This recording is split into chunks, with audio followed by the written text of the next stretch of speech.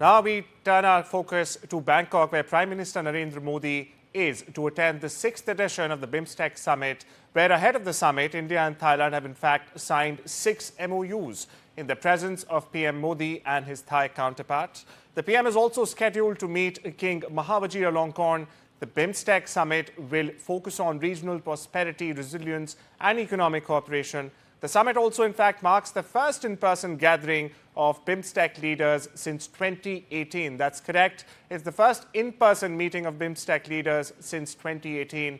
In the light of Thailand's recovery efforts from a recent devastating earthquake, PM Modi has expressed condolences for the victims, adding that he is, in fact, praying for the speedy recovery of all those who were injured. Following his engagements in Thailand, PM Modi will then proceed to Sri Lanka. Meanwhile, NDTV's Vivek joins us for the latest on ground.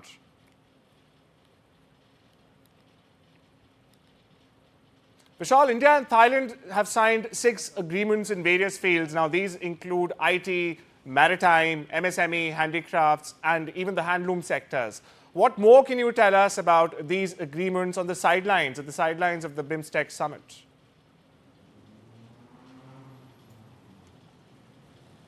While the focus of the BIMSTEC event lies on the fact that whether there will be a meet between Mohammed Yunus of Bangladesh and PM Modi, but at the same time, there have been some key agreements, as you mentioned, between India and Thailand, 6 of them actually, and they cover from MSMEs to handlooms to many other sectors. And Prime Minister Modi has clearly said that they want this partnership to be elevated to the strategic level. So that is a very strong statement coming from India. They want to deepen the ties between the countries.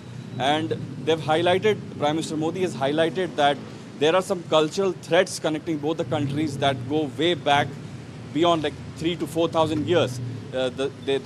He has given the instance of Ramayana, which has its Thai version as well. And the same Ramayana was displayed in front of Prime Minister Modi today. So a lot of cultural engagements as well, as far as the, and also the fact that there were 6 agreements signed. So all of that has been happening, and the big meeting is also expected to happen. Vishal, very interesting you mentioned Ramakien. For prospective viewers, it's the Thai version of Ramayana. These cultural ties are very important, be it this, the recital of Ramakien or the Prime Minister, in fact, going to the earthquake site and offering his condolences. Vishal, can you elaborate on the significance of these cultural exchanges in strengthening India-Thailand relations, and especially how PM Modi has been driving them forward? Exactly. That's exactly right, Arjun. So in the last 3 to 4 years, there have been a lot of these instances, a lot of these initiatives where Prime Minister Modi has gone to a foreign country and, exhibited what are the, depths and what are the significances of the rich cultural heritage that India possesses, and has always highlighted the common threads, such as the one when we talked about Ramayana. So just about today, I'll give you a list of things that happened when Prime Minister Modi met the Indian diaspora there. So there was an event of Garba from Gujarat. The local Thai community chanted some mantras. The Sikh community gifted a memento with Golden Temple. Navjar mantras for Jain community was cited.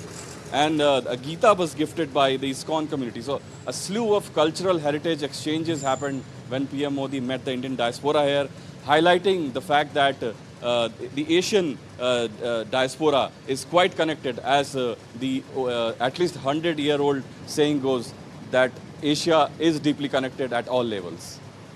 Thank you so much. Earlier I spoke with one of the leaders of the Indian diaspora community, so let's listen in. With one of the leaders of the Indian diaspora here in Bangkok, and one of the leaders of the gems and jewelry industry in the city. Let's go and speak with him, because right now he met with the PM here and learned about his experiences. So, can you tell me your name? I'm Atul Jogani, President of the Indian Thai Diamond and Colorstone Association.